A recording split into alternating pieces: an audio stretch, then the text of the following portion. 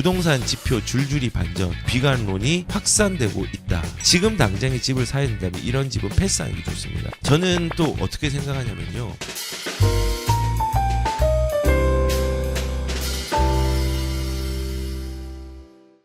사람들의 고점에 대한 인식들이 있습니다. 보시면은 오늘 뉴스죠. 강남 아파트 맹모춘에 실거래가가 몇 억씩 뚝뚝 떨어졌다 했는데 서초 아크로 리버뷰 2달 새 3억 뚝, 뭐 강남 집값 7개월 만에 하락이라고 얘기를 하고 있습니다. 우선은 강남 같은 경우는요. 많이 오른 것도 있지만 강남의 실거래 몇 억씩 뚝이란 데가 어디냐면요. 신문에서 언급한 데를 제가 읽어보니까 개포 레미안 포레스트, 지금 나오고 있는 DH 퍼스티지 아이파크, 거기에 바로 옆에 있는 아파트입니다. 거기에 5구 타입이 8월하고 9월에 한 20억 정도로 거래가 됐는데 20억이나 20억 3천 각각 거래가 됐는데 최근에는 18억 9,800으로 떨어졌다는 겁니다. 이거 떨어진 거 아니거든요. 왜냐하면 물량이 많이 나오죠. 지금 이제 입주장이잖아요. 물량이 많이 나오기 때문에 이 인근은 떨어질 수밖에 없습니다. 전세든 매매든 간에요. 그리고 그거 플러스 가격들이 많이 움직여줬잖아요. 그래서 이거는 떨어졌다기보다는 일부 그렇게 되는 게 몇 개의 거래는 있을 수 있지만요. 이게 너무 오랫동안 가지는 않을 겁니다.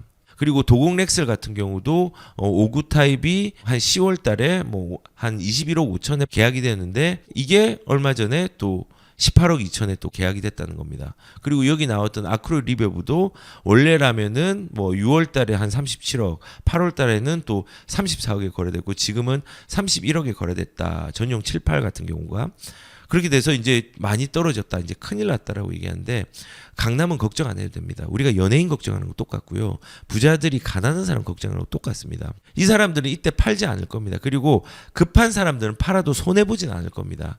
아크로 리뷰브 같은 경우도 실질적으로 여기에 분양가가 굉장히 쌌거든요. 지금 30억 중반이 넘어가는 아파트인데 지금 떨어졌다고 해서 손해보고 팔지는 않을 거거든요. 그리고 뭐 지금 개포 레미안 포레스트 같은 경우도 20억이면요. 분양가 대비해서 되게 싼 겁니다.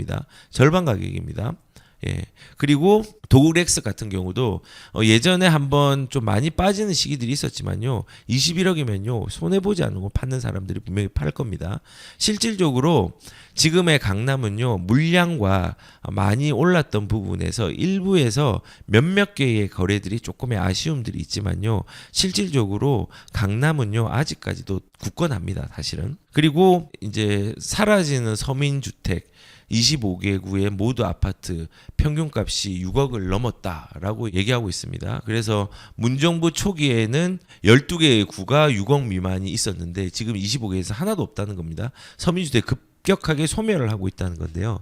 인플레이션을 생각을 또 해야죠. 인플레이션을 생각을 또 해야 되는데 모두 아파트 평가가 6억은 넘어지는 꽤 오래됐고요. 우리는 이러한 부분들을 보면서 좀 다른 생각들을 조금 하긴 해야 됩니다. 경기가 지금 시기적으로 상황이 안 좋은 부분과 좋은 아파트들이 조금 있는데 우리가 서울에서 지금 뭐 이런 가격들이 올랐다고 하면은 내가 돈이 여력이 되지 않는다고 하면은 그러면 이거는 경기도권도 갈 수 있는 거거든요. 그리고 이미 가격들이 반영이 많이 된 데가 서울에 존재한다고 하면은 경기도에 아직까지 거래량이 조금 덜 움직이면서 좋은 지역들이 있잖아요. 뭐 구리라든지 고양이라든지 군포라든지 의왕이라든지 안양, 수원, 안산, 부천 뭐 등등등 뭐 아직까지 그런 식으로 경기 쪽에도 조금 괜찮은 지역들이 아직까지는 남아 있고요. 그리고 인천 같은 경우도 검단 신도시 쪽이라든지 뭐 연수구, 부평구 등에서도 좀 많이 남아 있다고 생각합니다. 서구 쪽에도 마찬가지고요. 그래서 꼭 서울이어야 되나? 서울이 제일 좋은 건 맞지만요. 서울로 진입하기 위한 디딤돌을 만드는 것도 지금 시기에 좀 괜찮다고 저는 생각합니다. 서울에 원래 들어가기가 어렵습니다. 좋은 입지에는 뭐 30억짜리 아파트, 40억짜리 아파트가 들어가기 쉬운 건 아니잖아요. 그렇기 때문에 뭐 이러한 부분들이 이제 뭐 넘었기 때문에 우리가 여기 못 들어간다라는 인식보다는 거기에 대해서 역발상을 하는 부분들이 조금 필요하다고 생각합니다. 그리고 여기도 보시면은 서울 집값의 고점이신 수도권 아파트도 거래 급감이 되고 이제 10월에서 11월에는 43% 가격이 하락하였다라고 이제 얘기를 하고 있습니다. 그래서 실질적으로 10월 이후에 거래가 조금 줄어든 지역들은 서초구라든지 마포라든지 서대문구, 성동구, 강서구 정도가 대부분 조금은 거래가 많지 않은 부분으로 지금 조금 집계가 되고 있고, 경기도 같은 경우에는 한 8월, 9월에 상승 거래가 한 64%였는데 10월, 11월에는 상승 거래가 한 50%로 미만으로 좀 줄어들었습니다. 그리고 하락 거래는 그 전에 30% 정도가 되었는데 지금 이번에 집계된 걸 보니까 한 45% 정도로 증가를 했더라고요. 근데 제가 다시 말씀을 드리지만요, 시장이 한번 쉬는 구간도 분명히 있지만은 지금의 시장은요, 올 초와 작년 2022년도의 말에 거래가 종말된 시장하고는 전혀 다른 시장인 것을 인지하시고 가셔야 됩니다. 전세가가 받쳐주는 시장이고 금리가 둔화되는 시점이 결합이 되는 시기입니다. 그렇기 때문에 우리가 이러한 부분들이 지금 시장에서 잠시 쉬어가는 부분들, 혹시 또 특수고래로 있는 부분을 또 크게 확대해 가지고 신문에 나오는 부분들, 그리고 실질적으로 거래량이 이렇게 심리가 위축이 되면은 한번 이게 유지가 돼서 진짜 여러 개의 하락 거래들이 많이 나오는 시기도 분명히 짧게 나올 수는 있습니다. 짧게 나올 수는 있지만은 우리가 시장이 무섭다고 그 무섭다라는 인식보다는 활용할 기회를 찾는 게 저는 중요하다고 생각합니다. 그래서 지금 이렇게 또 거래가 둔화된다는 건요, 대기 수요가 또 쌓이는 거예요. 아까 말했던 금리라든지 대출이라든지 세금이라든지 뭐 이런 부분들의 요인들이 크기 때문에, 경제 상황이라든지, 그러니까 사람들이 조금은 주춤하고 있는 부분들이 이제 있는 거죠. 그런데 이거를 어떻게 또 우리가 활용을 해야 되냐? 이렇게 고점 인식이고 뭐 하락 거래가 있다고 하더라도 우리는 생각을 해야 될 게 비싸다는 인식보다 활용할 기회를 어떻게 엿볼지에 대한 고민들이 이제 필요한 겁니다. 예를 들어서 우리가 정고점에 도달한 아파트와 미도달한 아파트를 구분하면서 기회를 엿보는 게 좀 중요하다고 생각합니다. 그러니까는 어떤 아파트는 올라가다가 정고점에 가까이 왔습니다. 거의 이제 90% 이상까지, 92, 3%까지 회복한 데가 있고 100% 가까이 회복한 데가 있습니다. 정고점 대비해서. 이런 데는 매수를 대기하다가 실질적으로 시장이 안 좋아져서 가격들이 조금 떨어지는 시점들이 있을 때 사는 게 유리하겠죠. 그런데 지금 당장에 집을 사야 된다면 이런 집은 패스하는 게 좋습니다. 그리고 뭐 이건 예를 든 거니까는 이 잠실을 사야 되는 사람 수원 사면 안 됩니다. 수원의 이제 B 아파트 같은 경우는 이렇게 쭉 올라갔다가 허리까지 왔습니다. 고점까지 왔고 허리까지 왔고, 얘는 바닥까지 왔죠. 허리까지 온 아파트는요, 저가의 물건을 선별해서 매수를 하는 게 필요합니다. 이 허리까지 온 거는 아직까지 급매 물건들이 일부 있을 수도 있고, 그리고 급한 사람들이 또 생길 수 있습니다. 왜냐하면 지금 시장이 또 안 좋아진다라는 어떤 상황들의 심리들이 작용하는 기사들도 많이 나오고 거래량이 줄었잖아요. 그러면은 이 물건에 대해서는 분명히 조금 저가로, 기존의 시세보다 조금 저가로 나온 물건들이 있습니다. 이런 거를 허리까지 온 주택에 대해서는 선별적으로 우리가 매수할 수 있는 전략들을 짤 수가 있습니다. 그리고 성북의 D 아파트 같은 경우는요, 쭉 가다가 아직까지 이런 식으로 치고 올라오는 V자 형식으로 치고 올라오지 않는 아파트들이 있습니다. 이러한 부분은 가격의 흥정이 좀 쉽고요, 급매가 많이는 없지만은 일부 우리가 찾아볼 수 있는 저렴한 가격의 아파트들이 있습니다. 이런 것들을 기회로 보고, 시기적 기회로 보고 오히려 이제 이걸 활용하는 게 좋겠죠. 그래서 공포의 심리를 이용하는 시기가 지금의 시기입니다.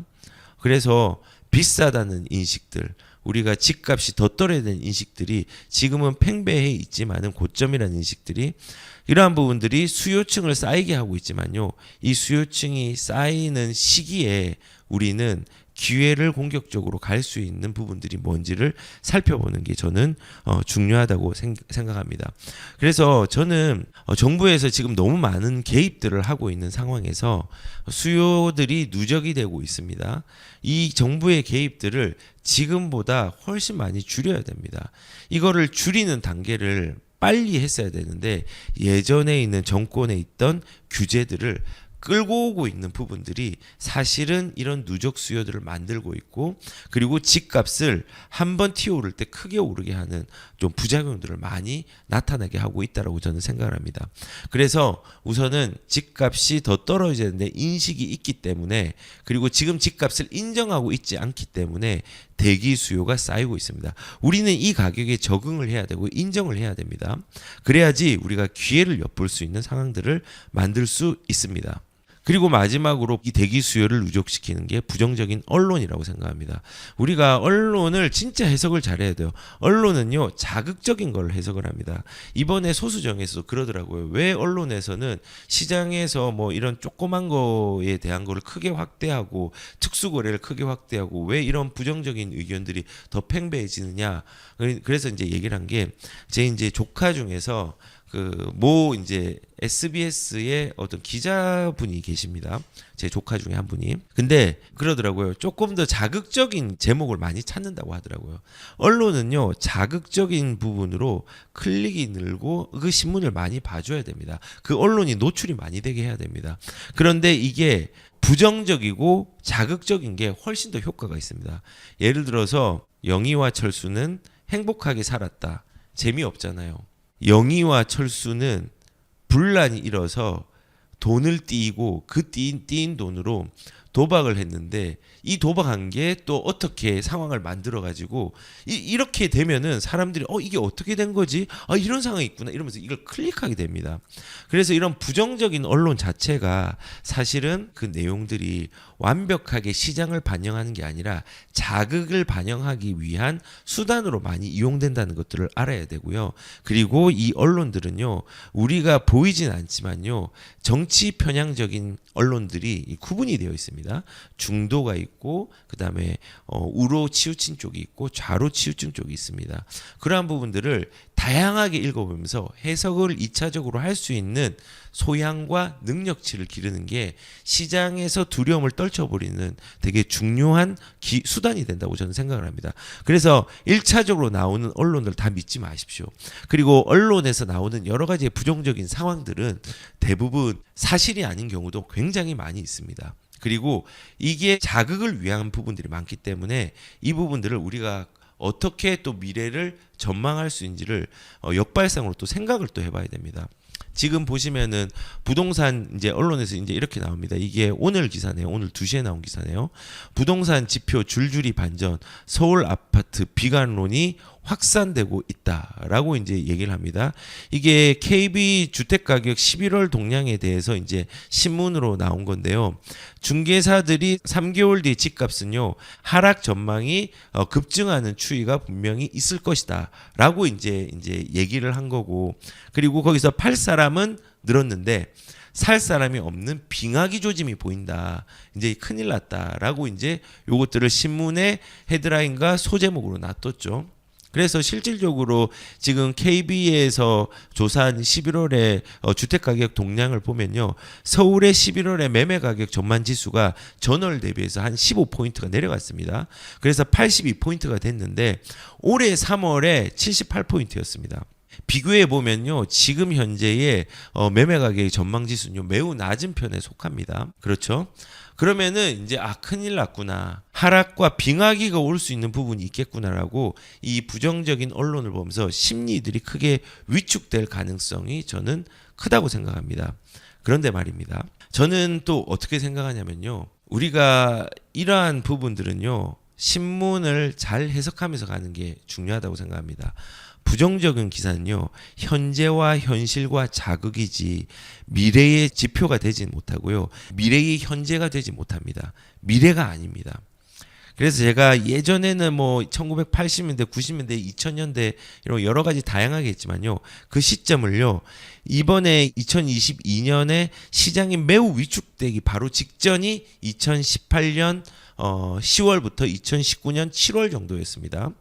그 시기에 어떤 신문이 나왔는지 비교를 한번 해드리겠습니다. 지금 2019년도에 보면요, 이때가 어떤 시기였냐면 2018년도 9.13 대책이 나오고 시장이 크게 위축된 시기였습니다. 이때 전세에 대한 기사가 나왔어요. 아파트 절반이 전세값이 뚝 떨어졌다. 그리고 역전세난이 비상이다. 이게 2019년이옵니다. 2022년, 2023년도가 아닙니다. 그런데 2023년도에 똑같은 유사한 신문이 났죠. 아파트 전세 14억이 9억에 뚝 역전세 비상, 똑같은 기사가 나왔죠. 그리고 송도 신축 전세 2년 만에 4.4억에서 2.9억 역전세 비상, 2019년도랑 비슷하네요. 서울 전세 67% 하락 거래, 골 깊어진 역전세 집주인 울상. 그런데 2019년대도 역전세 비율이 20%, 30%, 50%, 60%까지 가고 전국도 50% 이상이 되었고 서울도 20% 이상의 역전세가 생겼죠. 비슷하죠. 그런데 우리가 알아야 될 건요. 2019년은 이랬지만 2020년, 2021년은 또 어땠나요? 시장이 어려운 시기는 있었지만요. 이가 언제 냉기가 있었냐라는 것들이 무색할 정도로 가격들이 2020년에 급등을 해버렸습니다. 그리고 더는 올라온 건 2021년도에 더더욱 급등을 해버렸습니다. 2020년도도 역대급으로 가격이 올랐는데 2021년도에 가려서 2020년도에 가격들이 올라갈 것들을 사람들이 잘 생각을 못하고 있습니다. 아무튼 그렇게 이제 그 이후에 시장들이 나왔습니다. 그래서 지금의 이 공포는요, 미래를 반영하는 게 아닙니다. 2024년도도 이렇게 역전세 비상 뚝 했지만요, 2023년도 지금 현재의 전세, 지금 하반기의 전세는 어떻습니까? 전세가가 미친 듯이 올라가고 있습니다. 급등을 하고 조금 주춤을 하지만 지금의 올라가는 속도는 아직까지도 대부분이 상승입니다. 대부분이 상승입니다. 그래서 이런 과거에 보면은 이 미래를 반영하는 게 아닙니다. 그리고 깡통 전세도 2019년도 2월 달에 깡통 전세 청원까지, 청와대 청원까지 문매 맞았다. 2020년도에 근데 11월에 어떻게 됐습니까? 전세가가 상승하고 또 신기록, 매매가 밀어올리기 심각. 2019년도에 문제가 되었는데 2020년도에 이때는 이제 계약갱시 청구권과 전월세 상한제 때문에 사실은 전세가가 또 급등하는 부분들이 있었지만요. 우리가 시장이 냉탕과 온탕은요, 항상 같이 왔다 갔다 합니다. 그런데 2023년도도 보겠습니다. 19년도와 20년도 이렇게 시장이 바뀌었죠. 2023년도도 지금 10집 중에 4집이 깡통 전세인데 2023년도 11월 지금 현재는 역전세 우려 무색, 수도권의 아파트 전세가 급등이라고 나왔습니다. 우리는 부정적인 기사가 현실이지 미래가 아닙니다. 그리고 이런 또 지금 역전세가 이제 무색하고 지금 역전세는 존재하지만 거의 이제 없어지고 있는 추입니다. 전세가 급등하죠. 나중에 또 전세가 어려운 시장이 또 옵니다. 그렇기 때문에 우리가 지금이 어렵다고 이 어려움에 대한 공포 때문에 일희일비하는 게 아니라 어떻게 하락할 때, 어떻게 상승할 때 이것들을 활용할까에 대한 고민들을 더 집중해서 하는 게 중요하고 필요하다고 생각을 합니다. 그리고 매매가에 대해서도 한번 볼게요. 매매가도 이런 경우가 있었습니다. 2019년도에 아까 말한 역주에 용산 서초 오른 곳 맞네라고 했는데요. 그러니까 오를 곳만 오르고 다른 데는 좀 떨어졌다라는 거죠. 그래서 지금 그렇게 이제 주요 지역만 올랐는데 2020년도에 보니까는 올해 전국 집값 14년 만에 최고 상승. 그리고 전세는 9년 이래 최대폭 올라. 그러면서 전혀 다른 시장이 되었죠. 전혀 다른 시장이. 2023년도도 마찬가지로 강남 상권만 올라 또 강남 불패. 뭐 이제 지금 서울 아파트 매수 심리 계속 하락한다. 그리고 강남 상권만 유일하게 상승. 오를 것만 오른다는데 이게 계속 또 퍼졌죠. 그리고 2024년도 지금 현재는 강남의 하락에 대한 부분들을 또 얘기를 하고는 있지만요. 강남은 또 꺼지지 않을 겁니다. 2024년도는 지속적으로 저는 하락할까? 생각하면요. 이 이후의 시장에 하락의 기조들은 있을 수 있지만요. 절대로 그 기조들이 오랫동안 유지되지는 못할 겁니다. 그 영상은 제가 2주 전의 영상에서 1986년부터 2023년 지금까지 하락과 상승의 월별로 월별로 표를 보여주면서 상승 하락의 어떤 지표들을 다 보여줬습니다. 그런데 결국은 우상향을 하는 걸 봤을 겁니다. 마찬가지일 겁니다. 지금 현재가 이 부정적인 기사로 뭔가 하락이 있고 강남이 유일하게 상승하고 지방은 또 안 되고 뭐 안 된다고 이제 전체적으로 아마 순환하게 될 겁니다. 그리고 지금 시장에서 강남이 물량 때문에 둔화의 양상이 있지만요. 강남은 언제나 안전한 자산입니다. 그러니까 비싼 겁니다. 사람들이 오해하고 있는 게 비싸면 안 사는데요. 비쌀수록 안전합니다. 상대적으로 비싼 건 문제가 있죠. 원래 시세가 10억인데 15억을 사면은 이거는 비싼 건데요. 호가가 40억인데 40억이라는 절대적으로 비싼 거에서 조금이라도 한 35억으로 살 수 있다고 하면은 이 35억은 싼 거거든요. 근데 이 35억짜리를 산다는 건요, 이제 안전자산을 가지는 거거든요. 그래서 우선은 비쌀수록 안전한 자산입니다. 이제 제가 요약을 하자면요, 대기 수요가 쌓이고 있는 것 중에 5번째 요인이 이런 부정적인 언론들이 심리를 둔화시키면서 아, 큰일 났다, 또 이제 시장에 집들을 사면 안 되는 시기가 됐구나, 조심해야 되겠다, 이런 상황들도 이제 연출이 되는 겁니다. 그래서 이렇게 지금 과거의 여러 가지 상황을 보면서 우리가 이런 부정적인 기사들이 현실적인 부분들을 얘기를 하고 자극적으로 표현하고 있지만은 미래가 아니다는 겁니다. 돌고 도는 거고, 우리는 그거를 미래에 가격이 떨어지면 활용하면 되는 거고, 올라가면 조심하면 되는 겁니다. 오히려 거꾸로 그렇게 해야 됩니다. 그렇게 활용하는 겁니다. 근데 지금 시점에서는 대기 수요가 쌓이는, 부정적인 언론으로 대기 수요가 쌓이고 있는 부분들이 더 많아지고 있다는 겁니다. 그래서 우리는 이런 부정적인 부분들이 있을 때, 대중의 공포가 커질 때 기회가 커진다는 걸 알아야 됩니다. 그리고 대기 수요가 쌓일 때 우리는 기회를 엿보는 것도 나쁘지 않은 선택이 될 수 있습니다. 지금 제가 5가지의 요인들을 좀 말씀을 드렸습니다. 첫 번째는 대출 규제에 대한 그리고 금리에 대한, 고가 인식에 대한, 경제 상황에 대한, 부정적인 언론에 대한, 추가적으로 세금에 대한 여러 가지의 요소들이 복합적으로 작용해서 대기 수요가 쌓이고 있습니다. 이 대기 수요가 쌓이는 건요, 시장에 나중에 이 대기 수요들이 풀려나는 시점들에 거래량이 증가하면서 가격들을 올려갈 거라고 생각이 듭니다. 근데 이 대기 수요는요, 계속 누적되면 누적될수록 압력이 커지겠죠. 우리가 압력들이 커지면요, 쏟아질 때 되게 부작용이 커집니다. 그 부작용은요, 가격의 급등으로 커질 수도 있다는 겁니다. 그래서 이러한 부분들을 최소한 빨리 해결할 수 있도록 정부에서는 사실은 정책적으로 시장의 자율성을 조금 더 폭을 넓혀주는 정책들, 다주택자에 대한 부분들, 대출도 뭐 신생아 대출, 그 다음에 이런 청년들 32세 미만의 대출, 이런 것만 하는 게 아니라 더 확대를 해야 되고, 세금도 다주택자에게 취득세에 대한 부분들, 단기 양도세의 중과에 대한 부분들, 이런 부분들도 빨리 풀어가지고 대중들 그리고 다주택자들 시장에서 자율성을 띠고 갈 수 있는 여지들을 많이 만들어주는 게 좋습니다. 그래야지 대기 수요에 대한 쌓임들의 부작용들을 막을 수 있다고 생각합니다. 지금은 문재인 정부에 있던 정책들이 완전히 없애야 되는데 이 2년 동안에 그것들을 제대로 해소하지 못한 부분들이 너무 아쉬움으로 남지만, 지금부터라도 이러한 부분들이 거래량이 잘 전달되어서 대기 수요가 쌓이지 않도록 정부 입장에서는 뭔가를 운용을 하는 방안들, 묘수들을 찾아야 되는 게 저는 필요할 거라고 저는 생각을 합니다.